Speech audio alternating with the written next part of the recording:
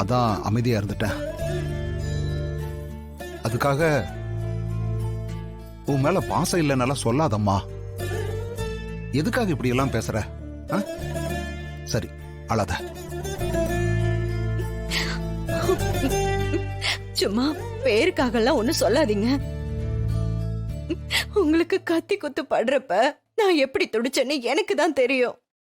புருஷனுக்கு ஒண்ணுனா பொண்டாட்டி துடிப்பா, ஆனா பொண்டாட்டிக்கு ஒண்ணுனா புருஷங்க ஜட மாதிரி இருப்பாங்க. இன்னைக்கு நீங்க நின்னீங்க பாருங்க, அந்த மாதிரி. ஆனா சத்தியமா சொல்றேங்க, உடம்புல இருக்கிற வலி எல்லாம் சரியாயிடும். ஆனா இந்த மனசு இருக்கு பாருங்க, மனசுல இருக்கிற வலி இந்த வாழ்க்கை முழுவதும் இருந்துட்டே இருக்குங்க.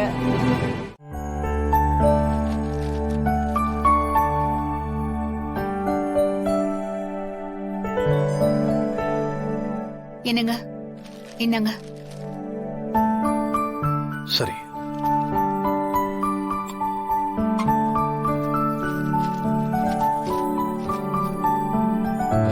அண்ணா, அண்ணா, என்ன 3 பேரும் சேர்ந்து வந்திருக்கீங்க?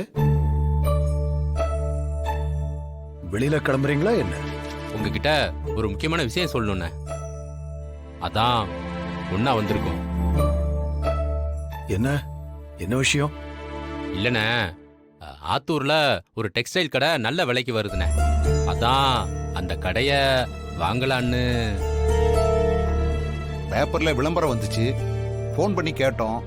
அவங்க கடையோட போட்டோ, லொகேஷன் எல்லாத்தையும் அனுப்புனாங்க. பார்க்கலாம்.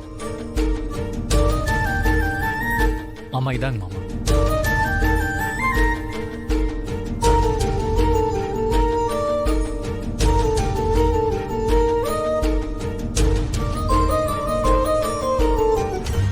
ஏற்கனவே நல்லபடியா வியாபாரம் நடந்துட்டு இருக்க கடை தானே. அந்த கடையை வாங்கினா நம்ம வியாபாரத்தை இன்னும் பெருசாக்கி பண்ணலான்னு. நல்ல வருமானமும் வரும்ண்ணே. என்ன ரேட் சொல்றாங்க? 10 லட்சம் சொல்றாங்க மாமா. கடை நல்லா இருக்கு, இடமும் வியாபாரத்துக்கு ஏத்த இடம் தான். ஆனா யார் இத எடுத்து நடத்த போறா? என்னண்ணே, அதான் நம்ம சீனி எடுத்து நடத்தட்டும்ண்ணே.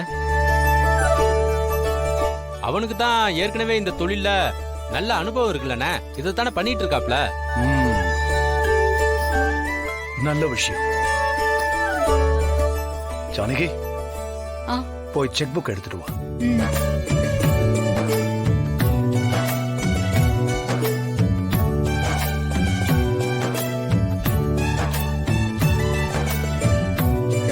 என்னங்க?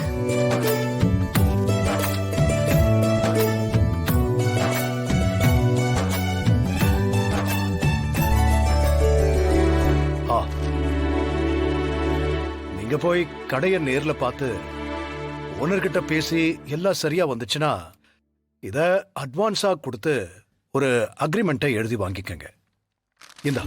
சரிங்க ஐயா.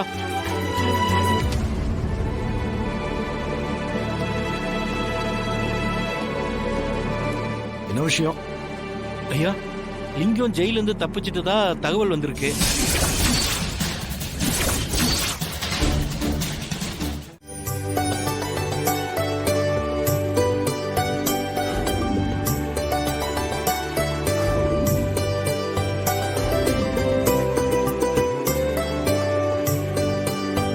மச்சான், இப்போவாவது சொல்லுங்க மச்சான், விஷயம் என்னன்னு சொல்லலன்னா என் தலையே வெடிச்சிட்டு போட்டிருக்க.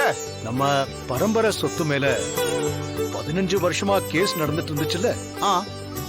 இன்னைக்கு அந்த கேஸோட கடைசி நாள் ஹியரிங்னு காலையில வக்கீல் வந்து என்ன கூட்டிட்டு போனாரு. எந்த மாதிரி தீர்ப்பு வரும்னு தெரியல. அதான் நான் உங்க யார்கிட்டயும் சொல்லாம போனேன். ஆனா கடவுள் புண்ணியத்துல நல்ல தீர்ப்பு வந்துருச்சு. அண்ணே, என்னண்ணே சொல்றீங்க? தீர்ப்பு நமக்கு சாதகமா வந்துருச்சுடா.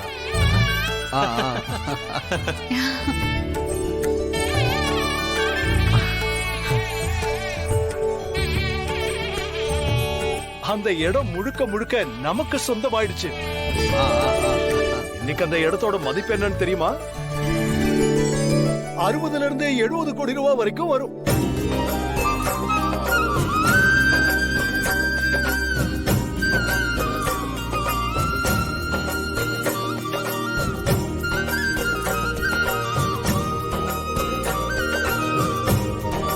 மச்சான், நம்ம குடும்பத்துக்கு மட்டும் என்ன இப்படி கஷ்டத்துக்கு மேல கஷ்டம் வருது? ஏன் இப்படி கஷ்டத்தை கொடுக்கறேன்னு சாமியை நான் திட்டிக்கிட்டே இருந்தேன். அதுக்கு பயந்து போய் தான் சாமி இப்படி ஒரு நல்ல விஷயத்த பண்ணிருக்குன்னு நினைக்கிறேன். எப்படி எப்படி நீங்க திட்டினீங்க, அத பார்த்து சாமி பயந்துருச்சு.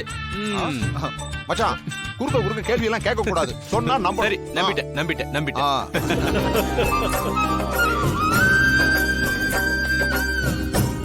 மச்சான், எங்க சந்தோஷத்தை விடுங்க.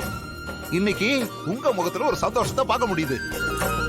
அத பார்க்கும்போது எனக்கு இன்னும் சந்தோஷமா இருக்கு. அந்த கேஸ் எத்தனை வருஷமா நடந்துட்டு இருக்குப்பா. அந்த இடத்த குத்தகை விட்டதும் அந்த குத்தகை எடுத்தவன் நிலம் என்னோட தான் அவன் கேஸ் போட்டு 15 வருஷமா நம்மள அலைய விட்டுட்டான். கடவுள் புண்ணியத்துல நம்ம சொத்து நம்ம கைக்கே வந்துருச்சு. பெரியவங்க உழைச்சு சம்பாதிச்ச சொத்து நம்ம கையை விட்டு போயிடுமா என்ன? என்னங்க, இந்த கேஸ்ல நீங்க ஜெயிக்கணும்னு பல தடவை நான் விரதம் இருந்திருக்கேன். எல்லாம் நல்லபடியா முடிஞ்சா பால் கூட எடுக்கிறேன்னு நான் வேண்டிட்டு இருந்தேன். ஆத்தா நல்ல வழியை காட்டிட்டா. கடவுளுக்கு நன்றி சொன்னாலும் நம்மளோட நன்றிய நம்ம வக்கீலுக்கு தான் சொல்லி ஆகணும்.